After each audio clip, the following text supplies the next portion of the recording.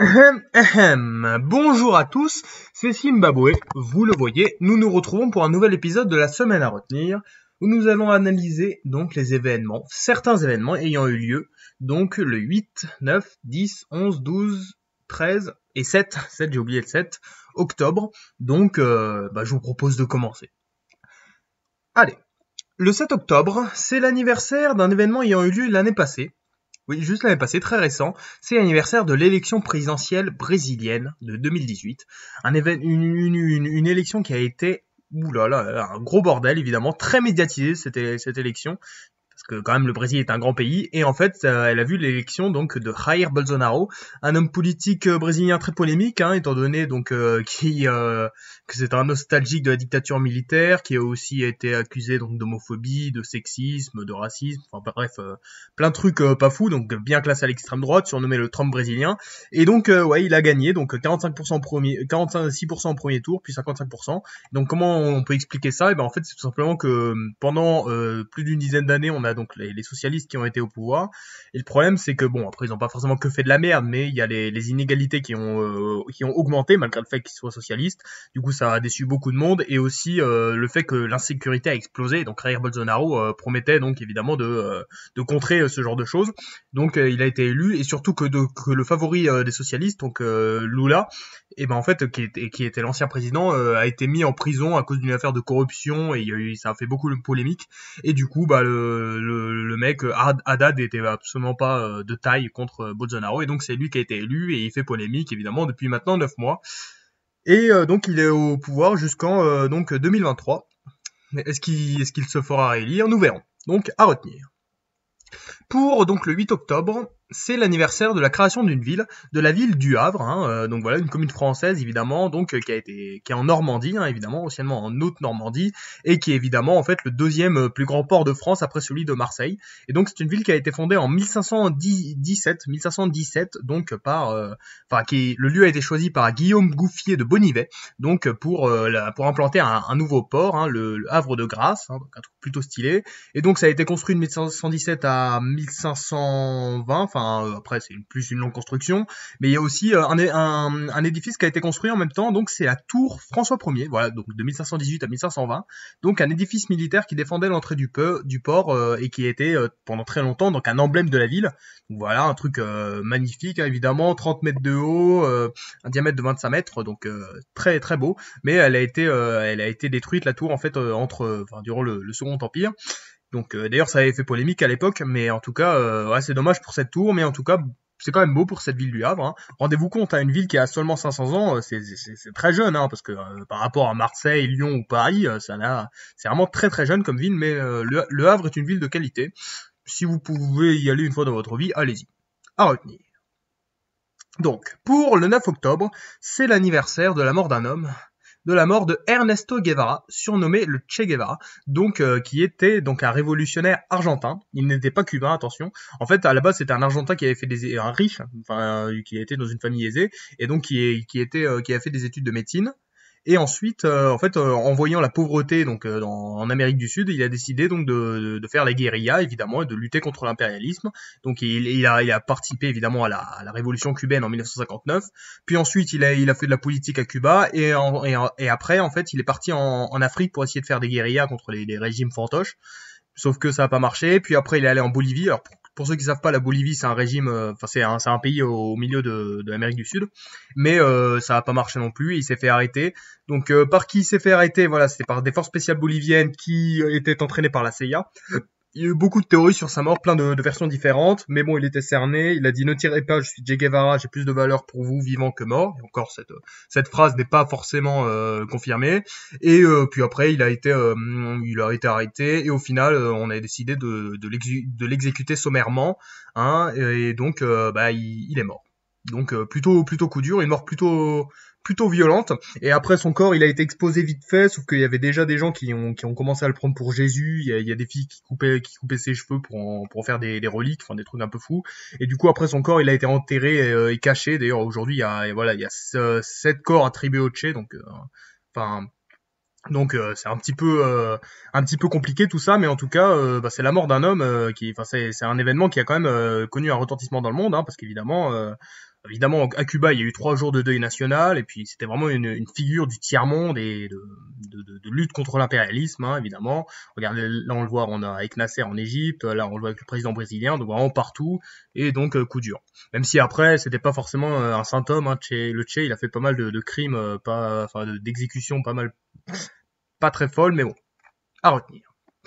Pour donc le 10 octobre, c'est l'anniversaire d'un certain traité, un traité plutôt important, le traité de 1967 sur l'espace, donc voilà, traité sur les principes. Parce que oui, le truc, c'est que pendant des centaines, des milliers d'années, bah, les hommes, ils restaient sur Terre. Donc il n'y avait pas de problème, on s'en foutait de l'espace, sauf qu'à partir du XXe siècle, quand t'as des gens qui vont dans l'espace, qu'est-ce qu'on fait de l'espace? Est-ce que c'est un endroit qui appartient à tout le monde? Est-ce qu'on y met les mêmes lois que où? Enfin voilà, où il y avait plein de questions qui se posaient, et du coup il a été décidé en fait donc de faire en sorte que d'abord liberté d'accès des États à l'espace extra-atmosphérique, sans que l'un d'eux puisse se l'approprier, donc l'espace appartient à tout le monde. Ensuite interdit de mettre des armes nucléaires sur l'orbite de de les installer sur la Lune ou sur des objets célestes, ça c'est plutôt sympa. Puis après ça promouvoit donc voilà obligation de prêter assistance aux astronautes quelle que soit leur nationalité, enfin plein de trucs, et donc voilà plutôt sympa. Puis après il y a eu les accords sur la Lune en 1979, mais en tout cas c'est quelque chose dont il faut souvent penser, c'est-à-dire que quand il y a un nouveau territoire qui est découvert, par exemple l'espace, et ben on se met à mettre des règles dessus. Et donc là on a un certain droit, on a un traité international, droit international donc qui s'exerce, et donc on a le droit de faire certaines choses et on n'a pas le droit de faire certaines choses. Donc je trouve que c'est plutôt important. Après ce traité n'a pas été signé par tout le monde, enfin ratifié par tout le monde. Ratification, c'est-à-dire quand on fait le traité, parce que certains l'ont signé mais n'ont pas ratifié, donc c'est un peu chiant. Après, il y a certains qui ne l'ont pas signé, mais bon, la plupart des États qui vont dans l'espace, c'est-à-dire et ben ils l'ont signé, c'est l'essentiel. À retenir. Pour le 11 octobre, c'est l'anniversaire d'un conflit au début du XXe siècle, la Seconde Guerre des Boers, qui est aussi appelée juste guerre des Boers, parce qu'en fait la première guerre des Boers, en fait c'était une petite guerre, et celle-là était bien plus grande. Et en fait, qu'est-ce qui s'est passé? Bah déjà, qui ça a opposé? Alors en fait, on avait les républiques sud-africaines du Transvaal. Alors en fait, eux, c'était des descendants donc de Néerlandais qui étaient venus à peu près au XVIIe siècle, il me semble. Et donc voilà, en fait, ils avaient un État à eux, donc les descendants de Néerlandais. Et de l'autre côté, on avait donc le Royaume-Uni qui était arrivé plus tard. Et donc vraiment, l'histoire de l'Afrique du Sud est quand même plutôt compliquée. Mais bon, en gros, ce qui se passe, c'est qu'on a c'est qu'on a plein de gisements d'or super cool qui donc apparaissent donc au Transvaal. Du coup, il y a plein d'Anglais qui sont arrivés au Transvaal pour aller faire des minages, ce genre de choses. Sauf que il y avait donc le président Paul Kruger, bah ça l'a fait un peu rager parce que du coup, il y avait de plus en plus d'Anglais. Puis ensuite, il voulait pas donner les mêmes droits aux Anglais qu'aux habitants du Transvaal parce que sinon, les Anglais auraient été plus nombreux et du coup, c'était presque la mort du pays. Mais du coup, le Royaume-Uni voulait que les Anglais là-bas aient les mêmes droits que les habitants, et du coup il y a eu un ultimatum, et donc c'est le début donc évidemment d'un gros conflit donc qui va durer 3 ans, qui va opposer pas mal de monde. Enfin après il y avait plein de gens dans ce conflit, voilà, 200 000, 450 000 hommes. Puis après en fait il y avait des gens du monde entier qui venaient, hein. Quand ils s'emmerdaient, ils faisaient la guerre des bourgs. Enfin c'était très intéressant. Et il y a eu aussi une grosse défense de la part des Boers. Normalement, les Anglais, ils s'attendaient à gagner très facilement, mais au final, ça a duré plus longtemps que prévu. Et au final, bon, après, ça s'est terminé avec le fait que, voilà, t'avais ces deux États, en fait, qui intégraient donc l'Empire britannique, mais en échange, ils gardaient quand même une certaine autonomie, hein, faut pas déconner. Donc voilà, un événement plutôt intéressant à retenir, mais vraiment, enfin, c'est un peu compliqué de résumer tout ça parce que l'histoire de l'Afrique du Sud est très compliquée, mais à retenir. Pour donc le 12 octobre, c'est l'anniversaire d'une célébration. La célébration du 2500e anniversaire de la fondation de l'Empire perse.